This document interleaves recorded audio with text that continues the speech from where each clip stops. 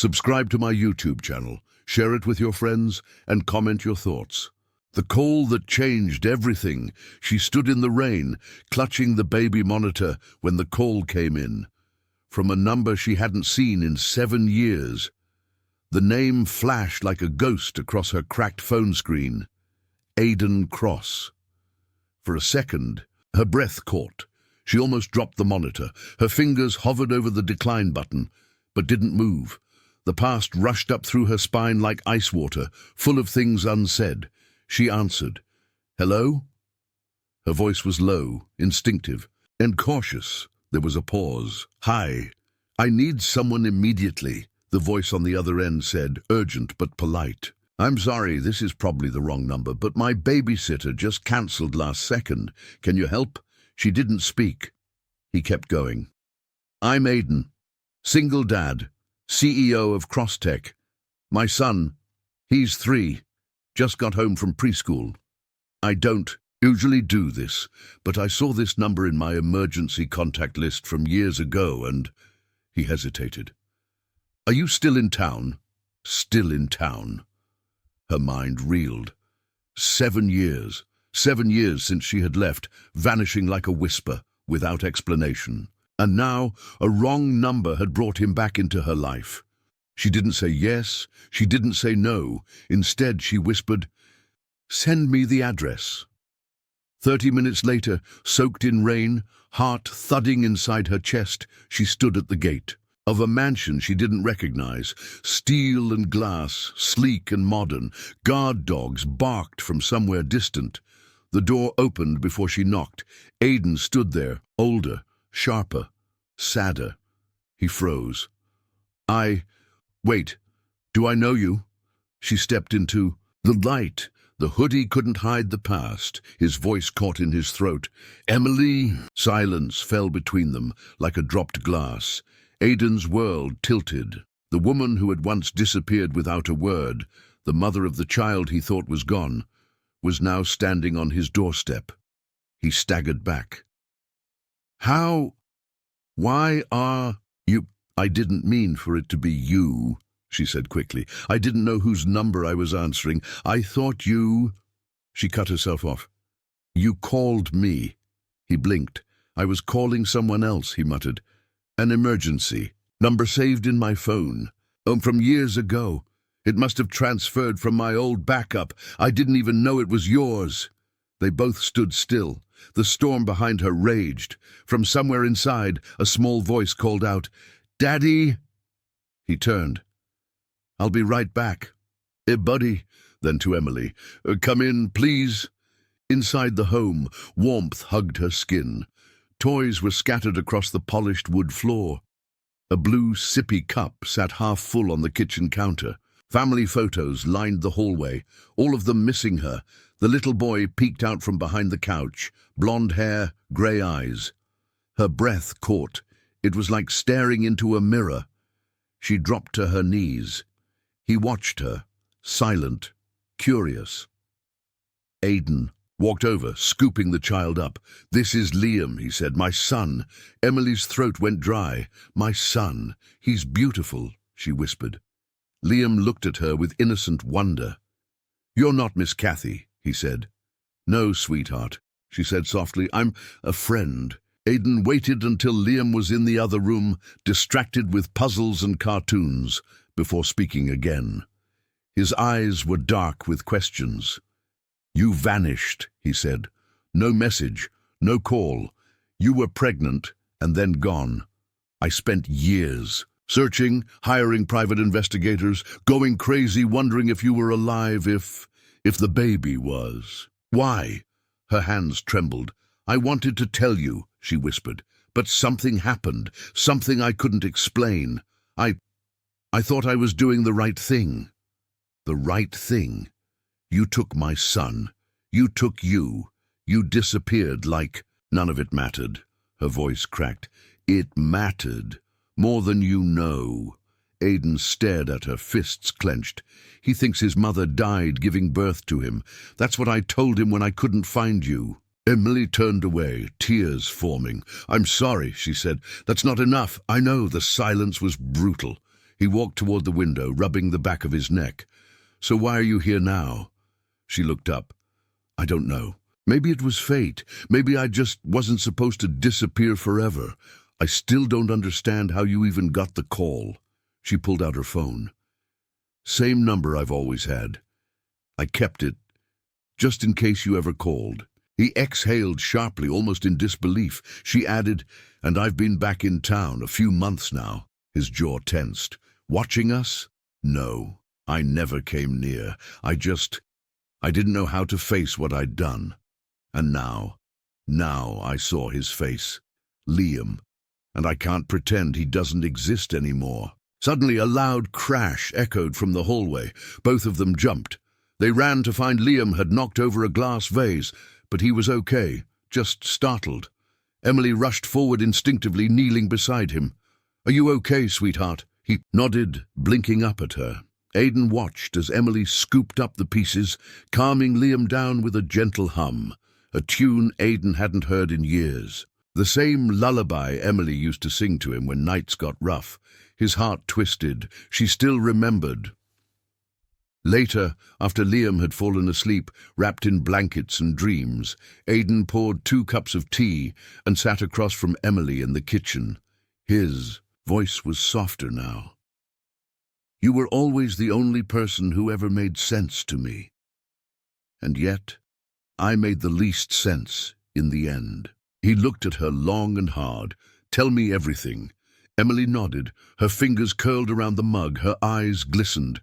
"There was a reason I left," she began, "and it wasn't because I didn't love you. I did. God, I did.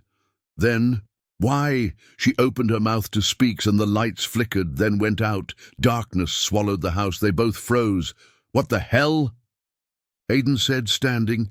Emily looked toward the window. Across the street, a black SUV sat parked, its lights off, engine running. Aidan's phone buzzed. Blocked number, 1 message. "She shouldn't be there." He read it aloud.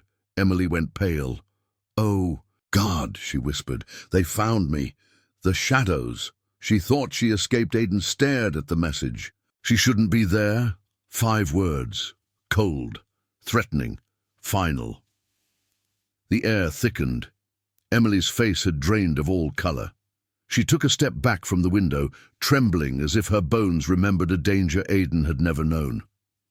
"Emily," Aidan said, slowly. "What do you mean? They found you?" She pressed her lips together, her eyes darting toward the hallway where Liam slept. Her voice dropped to a whisper. "We have to talk.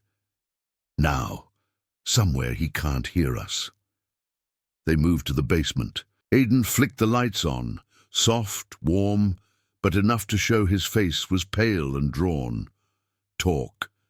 Emily took a deep breath, her fingers gripping the back of a chair for support. "You remember my stepfather, Henry?" Aidan nodded. "The real estate mogul? The one who tried to get you to break up with me?" Her laugh was bitter. "He didn't try, he ordered it. I was pregnant. He found out before I could even tell you. Said if I didn't disappear, he'd make sure you did." Aidan blinked. "What?" He wasn't just in real estate, that was a front. Behind the curtain, he moved in arms deals, financial blackmail, laundering, you name it. I didn't know at first. God, I was so blind. And when you found out, I tried to run. I was going to tell you everything, but then he showed me. Photos, you, me, our apartment. He said if I didn't leave town and stay gone, he'd destroy everything I loved. Aidan's stomach twisted. Why would he care so much about us? Because I was his only weakness, his stepdaughter. And you were a threat, a distraction, someone he couldn't control. You were safe. He hated that. She paused, voice cracking. I didn't fake my disappearance. I was forced into hiding, witness relocation style, except without any government help. Just me, alone, scared, pregnant. I lived under aliases, changed my hair. I even delivered Liam myself in a clinic in Nebraska. Aidan ran his hands through his hair, pacing. Jesus, Emily, I thought you left me. I thought you hated me. I loved you too much to watch you die. The pain in her eyes was raw, honest.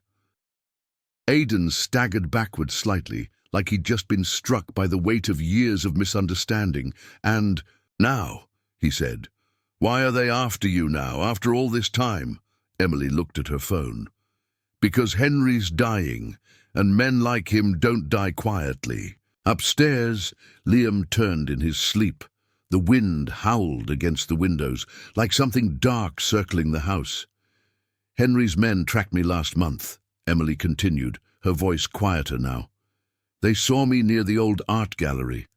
I shouldn't have gone back, but I needed to see if he was really sick. I thought maybe if I visited him in the hospital, he'd let me come home." She looked at Aidan. "Turns out he still wants me gone. Dead, probably. He's tying up loose ends. I'm one of them." Aidan's jaw flexed. "And now you're here." "I never expected your call, but once I heard your voice," she swallowed, "I had to come." The room pulsed with tension. For a long beat, neither of them spoke. Then Aidan said, "You're not leaving. Not now. Not until this is over." Emily's eyes widened. "I don't want you or Liam in danger." "He is my son. And you." His voice broke. "I didn't wait all these years to lose you again." She looked down. Then another message lit up on Aidan's phone. Unknown number. "You have 24 hours, or the boy disappears too." Emily gasped. Aidan's blood ran cold. "That's it," he said, grabbing his keys. "We're not staying here." 20 minutes later, the three of them were in Aidan's backup SUV, driving through the night. Liam, half asleep in his car seat, hugged a stuffed dinosaur. Emily stared out the window, silent. Her shoulders were tense, as if expecting bullets at every red light. "Where are we going?" she asked finally. "My cabin, near Lake Ashton. No one knows about it, not even my board." She nodded. "Smart." He glanced over. "You're not going to vanish on me again, right?" A weak smile flickered. "Not unless the road falls out from under us." The cabin was modern, but tucked deep in the woods. Aidan had designed it himself during the years after Emily vanished. Therapy in wood and glass. It had security, thick walls, and a sense of stillness that comforted Liam instantly. He was asleep within minutes. In the living room, a fire crackled. Aidan poured scotch for himself, hot tea for her. "So what now?" he asked. Emily rubbed her temples. "I don't know. I've been running so long I forgot what standing still felt. Like you're not alone anymore." Silence. Then Emily looked him dead in the eyes. "There's something else I haven't told you." Aidan tensed. She continued. "Before I left, I recorded something on a flash drive. Henry didn't know I had it. It has names, bank transfers, off-the-books deals, everything. I planned to give it to the FBI once I was safe, but I never made it that far." "Where is it?" "I mailed it to someone I trusted." "Who?" Emily hesitated. "My old therapist. In Boston." "Is she still alive?" "She was, a few months ago. I haven't contacted her since I came back to town." Aidan stood. "We need that drive. If we can expose him, we stop this." Emily looked uncertain. "Even if we get it, they'll come harder. They'll try to erase everything." Aidan looked toward the room where Liam slept. "Then let them try." The next morning, Aidan called in his most trusted employee, Naomi, his COO and lifelong friend. She arrived within hours, dressed in sleek black, eyes sharp as steel. He told her everything. Naomi blinked slowly. "So, the mysterious ex who vanished is not only alive, but being hunted by one of the richest criminals in the country?" "Yes. And your son, who we thought had no mother, now has one, and she's in danger." "Yes." Naomi folded her arms. "I'm in." Emily looked at her, surprised. "Just like that?" Naomi shrugged. "Boss saved my life 10 years ago. Plus, I never liked Henry. Always smelled like rotting money." They all chuckled, tension breaking for a moment. Then Naomi got serious. "I'll fly to Boston. I'll get the drive." That night, Aidan and Emily sat by the fireplace. Liam was asleep again, safe, unaware. "You know," Aidan said softly, "I used to sit here and wonder what I did wrong. Every night, wondering if you were alive, if you hated me." "I never hated you," she whispered. "I loved you. So much it terrified me." He looked at her for a long time, then he leaned in and kissed her soft, not desperate, but real. When they pulled apart, Emily was crying. "Don't cry," he said. "I never thought I'd see you again." "Then don't let go." Far across the city, a man sat in a hospital bed, wires, tubes, monitors beeping faintly. His eyes were dull, skin like wax. Henry, a man in a black coat, approached. "We found her." Henry didn't move, just said, "And the child?" "With her." Henry's mouth curved into a faint, cruel smile. "End it," the man nodded. "By morning they'll be gone." Henry whispered one last word. "Burn it all." Fire in the pines. The first sound Aidan heard that morning was the crackle of fire, not the soft hiss of logs in the hearth. No, this was sharper, hungrier. He sat bolt upright. The cabin windows glowed orange. His phone lit up with a single devastating message. "You should have stayed quiet." Aidan was out of bed in seconds, sprinting toward Liam's room. "Liam!" he shouted, bursting in. The boy sat up, eyes wide with fear. "Daddy, what's wrong?" Aidan scooped him up. "We have to go now." Smoke curled beneath the door. He ran to the guest room. Emily was already awake, eyes wild. "Aidan, the trees! Someone set the forest on fire." "I know, get to the truck. I've got Liam." Flames were licking the outer deck now. The air was thick with heat and panic. Outside, the woods were ablaze. They barely made it. Aidan's SUV skidded down the gravel road as burning branches crashed behind them. Emily clutched Liam tight in the back seat, tears streaking her soot-covered face. They didn't speak until they were 20 miles from the fire line, parked outside. A 24-hour diner near the highway. Inside, Emily helped clean Liam's face in the restroom, while Aidan watched from a booth, mind racing. He thought he'd prepared for everything, security systems, remote properties, emergency funds, but he hadn't prepared for this. "They knew exactly where we were," he murmured. Emily returned, lips tight. "They want to scare us." Aidan shook his head. "No, that fire was meant to kill us. If we'd been 10 minutes slower." His voice trailed off. Emily's eyes searched his. "So what now?" We stopped running. Back at the table, Aidan received a call from Naomi. "I'm in Boston," she said. "I found the therapist, Dr. Jennings. Is she okay?" "She's nervous. Says she's been followed for weeks, but yes, she has the flash drive." "Get it and get out. Already on my way to the airport. I'll be in New York by morning. Be careful." Naomi paused. "Boss, this drive? It's explosive. If we leak this, we don't just destroy Henry. We might bring down a dozen others. Then let's make it count." Back in the SUV, they headed south toward Manhattan. Aidan owned a high-security apartment downtown, previously used for International. "Investors and private retreats will stay there," he said. "Until Naomi arrives, then we plan." Emily hesitated. "We can't involve more people." "They're already involved. They burned down my property, threatened my son. This isn't just about us anymore." Emily didn't argue. She looked out the window, watching highway lights blur into streaks. At the penthouse, Liam fell asleep quickly, exhausted, confused, but safe. Aidan poured 2 glasses of wine. Emily took hers with shaking hands. "You think this is going to end with us walking away clean?"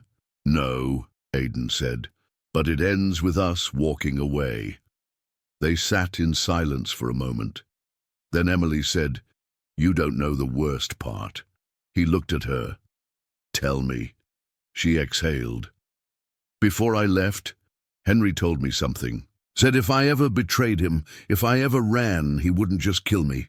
She paused. "He said he'd find someone innocent, someone I'd never expect, and destroy them instead. Aidan's jaw clenched. He did. Emily's eyes met his. He destroyed you. Midnight. A knock at the door. Aidan opened it, hand instinctively resting on the grip of the pistol tucked behind his back. Naomi stepped in, looking exhausted, holding a leather-bound case. "Is that it?" he asked. She nodded. "Everything. Emails, contracts, secret videos. Your old friend Henry has more dirt on him than a graveyard." Emily stared at the case. Her hands trembled. "We could end him with that." "We could," Naomi agreed. "But it won't be easy. He's connected. Senators, CEOs, even someone inside the FBI.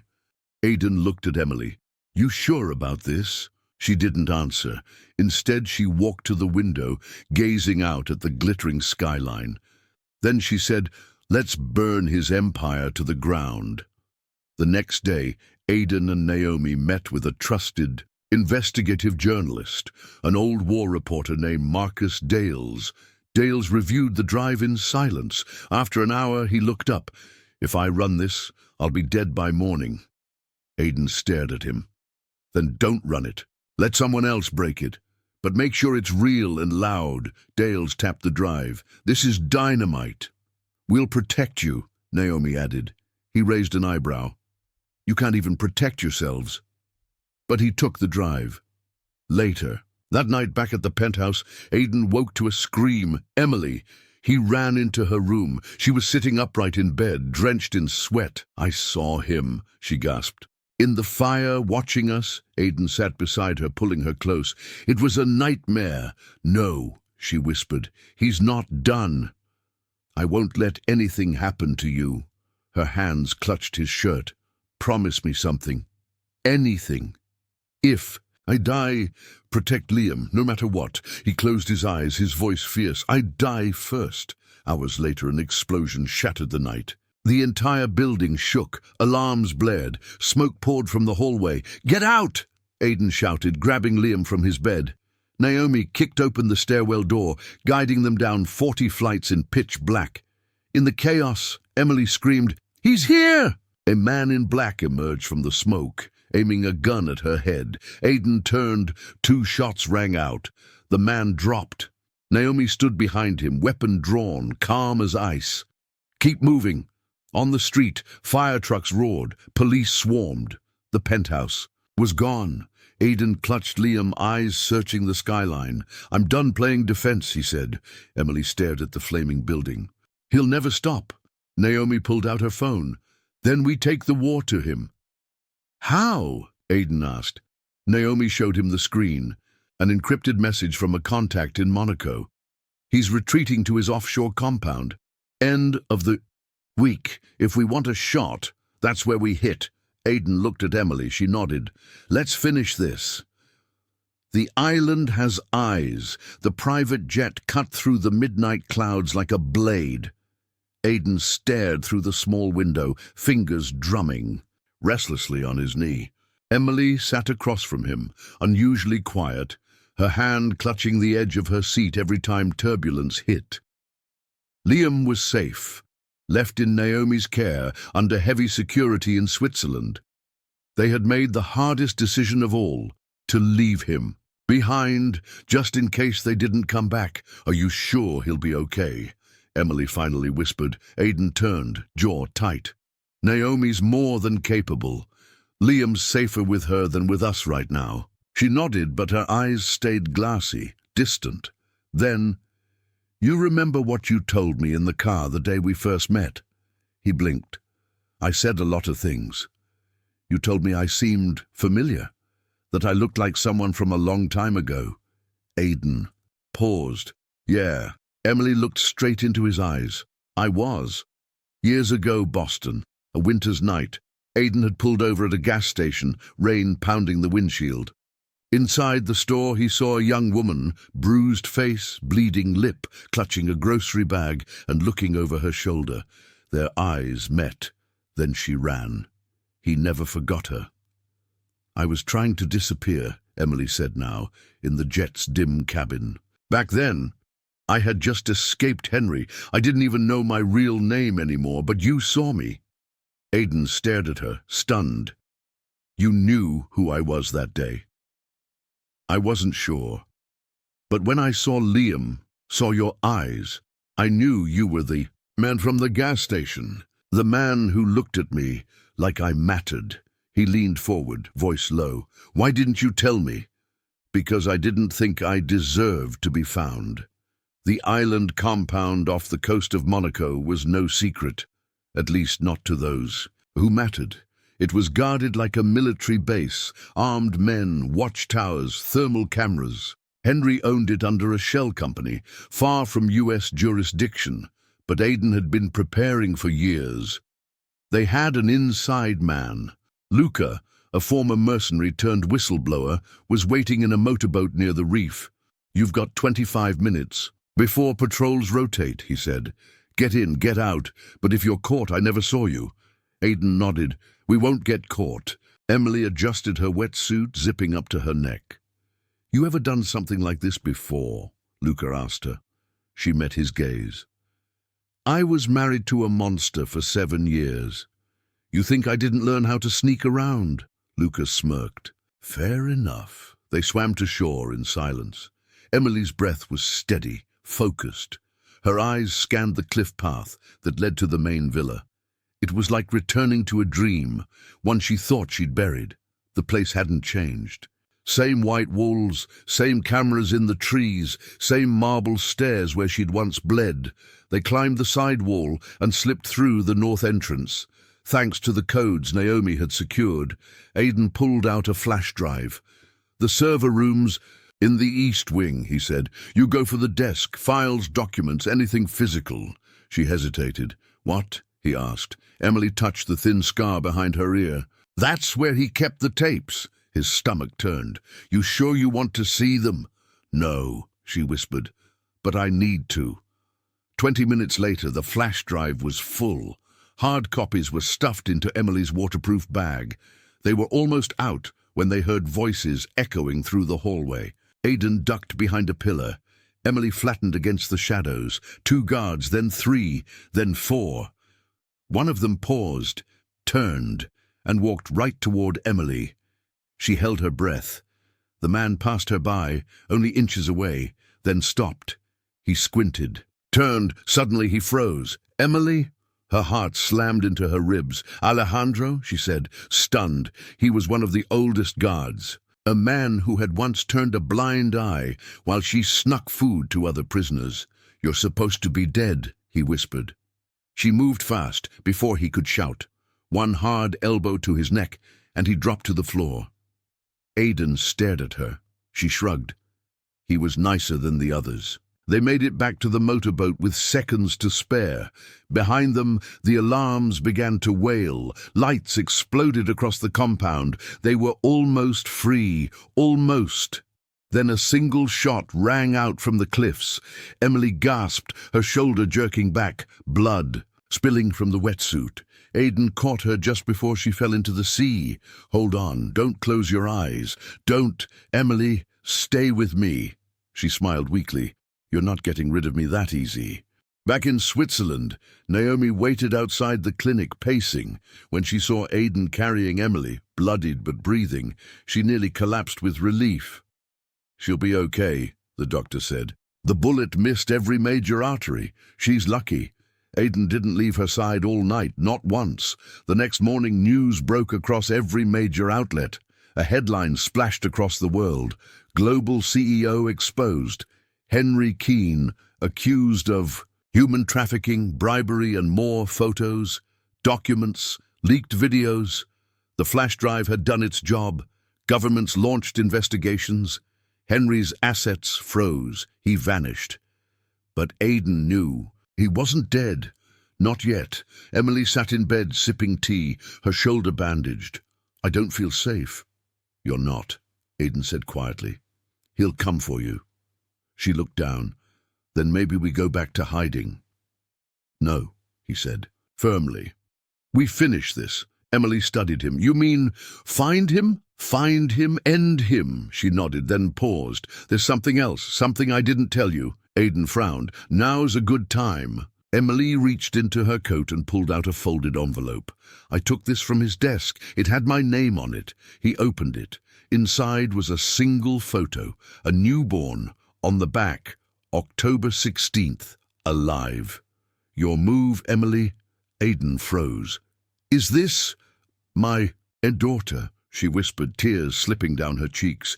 He told me she died at birth, but he lied. He's had her all along. Aidan's hand trembled, and then, in the corner of the envelope, he noticed a symbol, one he recognized, the crest of a private orphanage in Romania, one owned by Henry's offshore charity. I know where he took her, Aidan said. Emily's eyes locked onto his. I'm going with you, the child who was never buried, the old. Orphanage sat like a ghost on a hill, crumbling stone, rusted gates, windows that stared like dead eyes. A place meant to protect children, but never had. Aidan parked the SUV half a mile away, engines off, surrounded by fog that clung to the Romanian forest like secrets. Emily stared ahead, jaw set, fists clenched in her lap. She was born on October 16th, she whispered. I held her for 9 minutes before they took her away. He said she didn't make it. Aidan watched her. But he lied, she nodded. And now I'm going to get her back. Inside the orphanage, the air smelled of mold and rot. But deeper down, beneath the main floor, was a secret level Henry had funded. Naomi's contacts had confirmed it. 5 children were pulled from here last year, she had told Aidan before they left. No records, no names, no adoptions filed. Now, they crept through the back, flashlights off, guided by memory and maps. Are you okay? Aidan asked softly. Emily didn't look at him. No, but I don't need to be okay to finish this. They found the iron staircase hidden behind a loose panel in the wall. It spiraled into the earth. Each step creaked like a warning. Then they reached the bottom, and what they saw stole their breath. Rooms, cages, medical beds, children's drawings taped to the walls, smiling suns, crooked stick figures, bleeding crayons, but no laughter, no voices, just silence that screamed. Aidan turned a corner, heart hammering, and froze. 5 small beds, each one labeled by number. No names, and in the last bed, a girl, 5 years old, black curls, pale skin, big grey eyes that blinked up at him without fear. Emily stepped forward, her hands shaking. Number 5, the tag read. Her eyes, she whispered. They're mine. Aidan looked closer. Emily, that's her. The girl sat up slowly.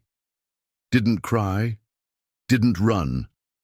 Emily knelt, tears running down her cheeks. My name is Emily. What's yours? The child stared, then pointed to a word, scratched into the wall behind her bed, hope. They didn't have time to fall apart. Aidan swept the room for threats, while Emily scooped the girl, Hope, into her arms. But the moment they stepped into the hallway, a voice rang out behind them. You really thought it would be that easy? Henry. Dressed in black, gun in hand, flanked by 2 men with knives and nothing to lose. I wondered when you'd show, Aidan growled. Henry smirked. I gave you the envelope. I wanted you to find her. Emily narrowed her eyes. Why? Henry stepped closer. Because now you have something to lose. Again. He raised his gun, aiming directly at Hope. Everything froze. Emily's body turned, shielding her daughter. Then bang! Henry staggered, not from his own shot, but from the bullet that tore through his shoulder. Behind him stood Naomi, rifle in hand, jaw set like stone. You should have aimed at me, you bastard, she said coldly. Chaos exploded. Aidan lunged. Emily ducked with Hope. Naomi fired again. In seconds, the guards were down. Henry limped into a side corridor, bleeding, but alive. Aidan chased after him. The underground corridor twisted like a snake, ending in a wide room filled with burning files and monitors showing security feeds. Henry leaned against the wall, laughing through blood. You think killing me fixes anything? Fixes. Aidan didn't answer. You think that little girl will forget what I did? Aidan stepped forward. No, he said, then punched Henry so hard the man dropped. You're not getting a trial, Aidan whispered. You're getting erased. Henry laughed again. I already erased you, Aidan. You just haven't noticed yet. Suddenly, gas began flooding the room from the vents. Aidan's eyes widened.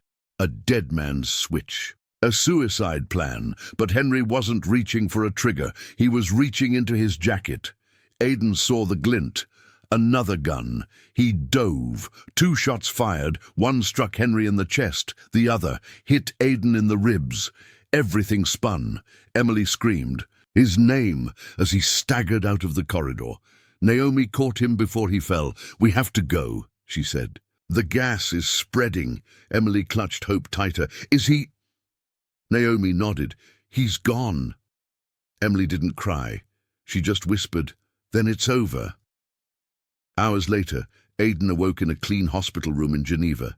His side ached. But he was alive, and she was sitting beside him, Emily, holding Hope, smiling through tears. You're not allowed to die, remember, she whispered. He reached for her hand. I don't want to run anymore, he said. I want us. She leaned down, kissed his forehead. You already have us. Later that night, Emily stood on the balcony, Hope asleep in her arms. The moon glowed above the Alps. Quiet and full, Aidan came up behind her, wrapping a blanket over her shoulders. She still doesn't talk much, Emily said. She will, he replied. When she's ready. They stood there in silence, broken pieces, finally starting to fit. Then Emily pulled out something from her coat, a folded paper. The photo wasn't the only thing in the envelope, she said. She handed it to Aidan. He opened it and froze. It was a DNA test, but not Hope's. It was Liam's, and next to paternal match the name didn't say Aidan. It said Henry Keane. One lie. Left standing, Aidan stared at the DNA report in silence, the paper trembling between his fingers. Henry Keane, paternal match, to Liam, his son. The boy he had raised for 6 years was never his. Behind him, Emily's breath caught in her throat. I didn't know. He looked at her, eyes raw, voice barely a whisper. Did you ever suspect? She shook her head fiercely. Never, I swear. He must have done something, switched tests, or worse. Silence pressed between them like glass. Then a small, sleepy voice behind them broke it. Daddy! Liam stood in the hallway, rubbing his eyes, bedhead messy and innocent, and Aidan, without hesitation, dropped the paper and opened his arms. Come here, buddy. Liam ran into his hug, and the paper drifted to the floor, irrelevant now, because family was never just blood. 1 week later, Zurich. Hope giggled as Liam showed her how to race toy cars across the villa floor. Emily watched them from the patio, sun on her face, coffee in hand. Naomi joined her, sliding a sealed envelope across the table. This is everything, she said. All of Henry's accounts, the private files, his network, shut down completely. Emily didn't open the envelope. Thank you, Naomi nodded. You ever going to tell Liam? Emily looked at her son, then at Hope, then at Aidan, who was helping both of them draw chalk hearts on the stones. No, she said softly, because the truth would only steal his peace, and I won't let Henry hurt him again, not even in memory. Naomi gave a small smile. Wise. Then she stood, kissed Emily's cheek, and walked toward the car that would take her back to her world of shadows. 3 months later, Tuscany. Aidan had never imagined he'd find peace in a vineyard, but here they were, harvesting grapes, cooking, meals together, watching sunsets with no bodyguards or cameras or secret files. Emily painted, Hope healed, Liam laughed, Aidan finally exhaled, and in all of that, something else bloomed. Forgiveness, not because Henry deserved it, but because they did. One night, after the kids were asleep, Aidan brought out a small velvet box. Emily gasped as he opened it. Simple. Gold. No diamonds, just elegant truth. I don't care what our past held, he said, only what the future holds. She swallowed hard. You're sure? More than I've ever been about anything. Tears welled in her eyes. Yes, she whispered. They didn't throw a wedding. They didn't need one. They were already a family, married by scars and survival. 6 months later, a wooden bench, Vienna Emily sat alone, a journal in her lap, watching the snowfall. Inside, it was the story. All of it. Not for publication, not for vengeance, but for hope. So that when she was old, enough, she'd know where she came from, and how hard her mother fought to find her, and maybe she'd never feel unwanted again. 2 years later, Liam's school project. Tell us about a time someone was brave, the teacher asked. Liam stood up, holding his drawing. This is my dad, he said proudly, pointing to the stick figure. With a cape. He saved me and my sister, and he makes the best pancakes. The class laughed. Emily wiped a tear. Aidan smiled. Final scene. A graveyard in England. A simple stone. No flowers. No fanfare, just a name, Henry Keane, 1970-2025. The truth buries deeper than the dead. Aidan stood before it alone. He didn't come to mourn. He came to close the chapter. You didn't win, he whispered. You didn't even come close. He dropped a folded photo onto the grave, one of Liam and Hope smiling in front of the vineyard, then walked away. Epilogue. Sometimes the truth shatters you. Sometimes it saves you. For Aidan and Emily, it did. Both, because in the ruins of their past, they found a future worth everything, and in a wrong number dialed on a desperate night, fate finally got something right. The end.